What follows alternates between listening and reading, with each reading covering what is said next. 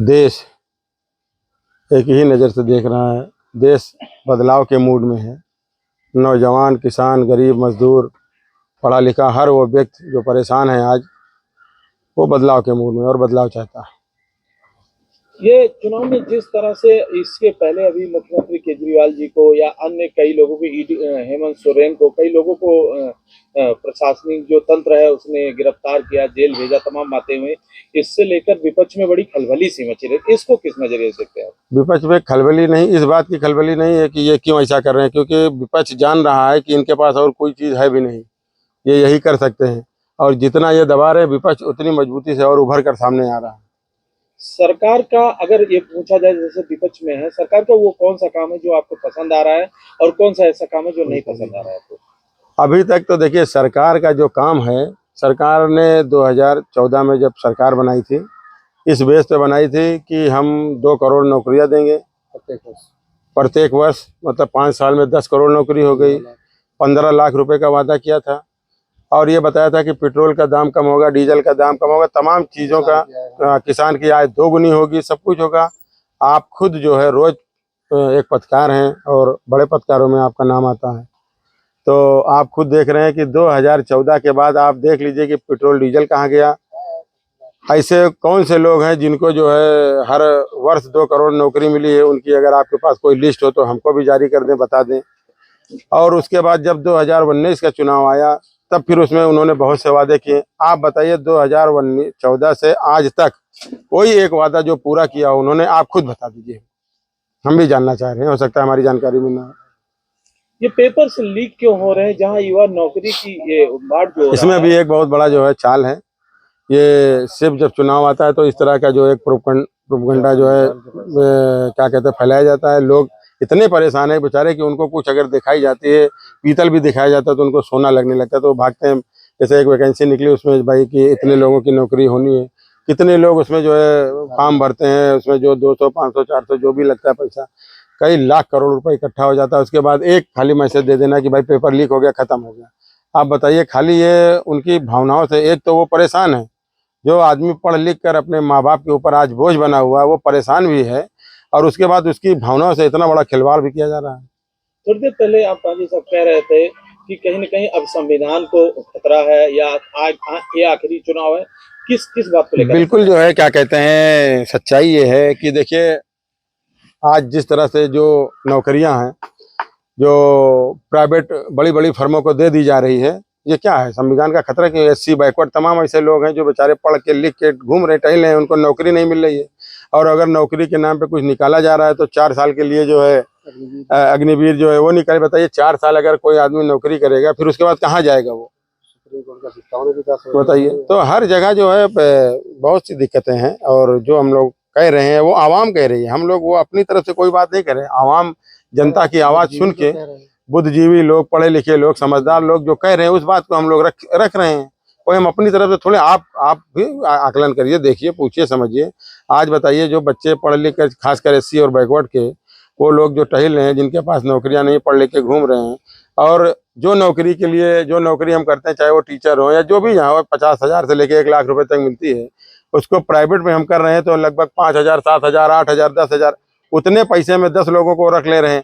और एक दिन, वो भी एक दिन अब दूर नहीं है कि अगर अपने यहाँ के लोग विरोध करेंगे तो ठेका पद्धति जब लागू हो ही गई है, लगभग चालू है, तो दूसरे देश के लोग, नेपाल गरीब है हमारे बगल, अगल बगल के तमाम ऐसे देश हैं जहाँ बहुत गरीबी है, वो चले आएंगे। उनको जब ठेके पे हमें काम देना है तो हम किसी को दे देंगे।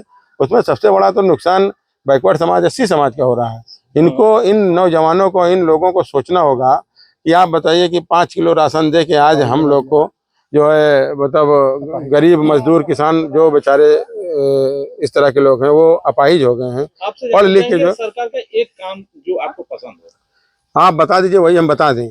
जो काम आपको पसंद हो वो आप बता दीजिए, हम उसको बता दें। कोई भी काम आपको पसंद नहीं है? एक काम हमको भी बहुत पसंद है कि चाहे वो इलेक्ट्रॉनिक मीडिया हो, चाहे प्रिंट मीडिया हो, उनको इतना कस दिया है कि वो बेचारे चाह के भी नहीं बोल पा रहे हैं। मीडिया सरकारी तंत्र में उलझ के रह गए। हाँ जी, बिल्कुल।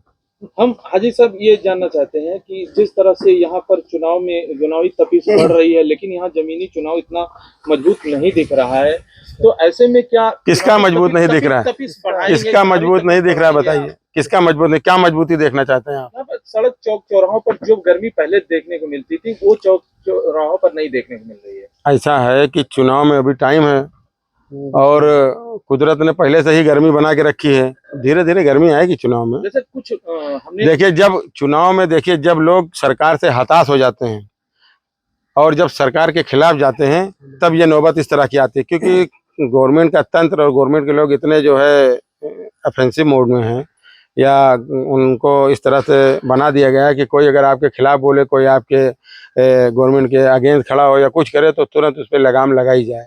तो इस वजह से लोग डरे हुए, लेकिन ये डर उस दिन आपको दिखेगा जिस दिन वो वोट डालने जाएंगे, फिर आपको दिखेगा कि 2024 का चुनाव में कितना करंट था, कितने वो लोग परेशान लोग हैं जो बोल नहीं पा रहे थे, लेकिन दिल में और दिमाग में उनके ये था कि बदलाव लाना है।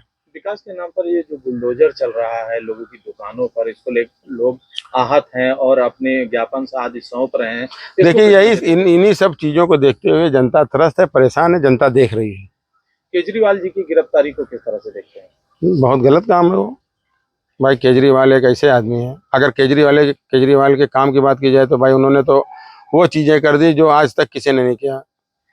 मतलब आप देखिए कि उन्होंने प्राइवेट स्कूल से अच्छा जो है उन्होंने जो क्या कहते हैं प्राइमरी स्कूल सरकारी स्कूल बना दिया, और जगह जगह पे दवा, मतलब जो एक चीजें गरीब परेशान लोगों को चाहिए उन्होंने दिया। तेजस्वी यादव जी ने उत्तर प्रदेश के युवाओं को भी नौकरी दी, आपने भी सुना होगा इस चीज को, लेकिन उनकी सरकार बदल गई, इसको किस नजरिए से देखते हैं? आप देखिए कि जितने दिन की सरकार थी, इतने लोगों को भुला के कितनी कई लाख नौकरियां बांटी उन्होंने। तो वहाँ की जनता आवाम भी देख रही है, ये सब आवाम जान रही है, पब्लिक जान रही है। आने वाले 2024 में इसका सबका जो है वो 54 लोकसभा के जो जनता जनार्दन, उनसे क्या अपील है? 54 लोकसभा की जनता जनार्दन से ये अपील करना है कि आप देखिए, वोटर से हम कह रहे हैं, वोटर से ये हमारी अपील है कि वो 2014 के पहले जो चीज़ें का दाम था, तेल या हर चीज़ का, हर वो देख लें, डीजल पेट्रोल हर चीज़ का वो चीज़ें आकलन कर लें, और जो उन्होंने वादा किया था, अगर उन्होंने एक भी वादा पूरा किया हो तो वो जो है अपने मन का काम करते हैं, और अगर नहीं किया है तो आप अपने माँ बाप का चेहरा देखिए, उन गरीब मजलूम आवाम जनता जो आपकी अगल बगल थी उनका चेहरा देखिए, और उनको देख कर आप वोट करिए।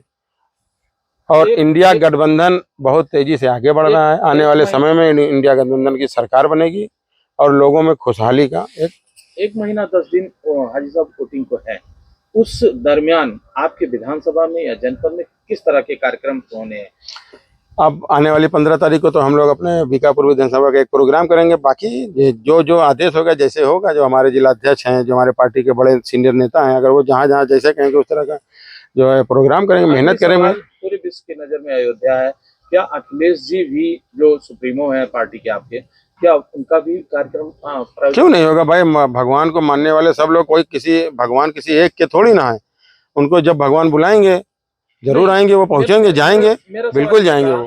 कि अयोध्या में यहाँ पर विपक्ष में आप लड़ रहे हैं, तो क्या सपा सुप्रीमो अखिलेश जी का भी कोई यहाँ पर प्रचार का कोई कार्यक्रम आयोजित? हाँ, बिल्कुल लगेगा, बिल्कुल बड़ा प्रोग्राम होगा। अभी कोई ऐसा मैसेज नहीं, लेकिन जब चुनाव नजदीक आएगा तो सब आएगा प्रोग्राम। जो पहले चरण के जहाँ चल रहा है वहाँ अपना उनका प्रोग्राम लगा, यहाँ जब नजदीक आएगा चुनाव का उनका प्रोग्राम लगेगा, बिल्कुल लगेगा। बहुत धन्यवाद आपका।